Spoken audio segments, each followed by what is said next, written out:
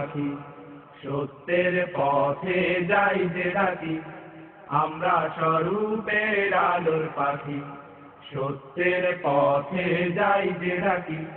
স্বরূপের সাথীরা নিয়েছি শপথ, স্বরূপের সাথীরা নিয়েছি শপথ, সোনালী সকালের স্বপ্ন আঁকি, সোনালী সকালের। সুধী শ্রোতা, আসসালামু আলাইকুম।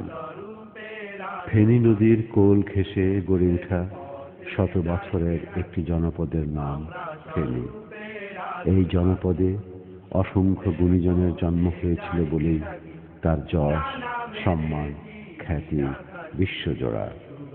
সাংস্কৃতিক অঙ্গনে রয়েছে তার কৃতিগাঁথা ইতিহাস, যার ধারাবাহিকতা বজায় রাখার জন্য 1990 সালের 1 জানুয়ারিতে আধুনিক ও ইসলামী ভাবধারায় গড়ে উঠেছিল স্বরূপ সাহিত্য সাংস্কৃতিক সংসদ।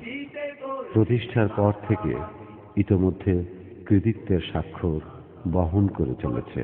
সোনালী সকালের স্বপ্ন আঁকি, সোনালী সকালের স্বপ্ন আঁকি, আমরা স্বরূপের আলোর পাখি, সত্যের পথে যাই যে ডাকি, আমরা স্বরূপের আলোর পাখি, সত্যের পথে যাই যে ডাকি।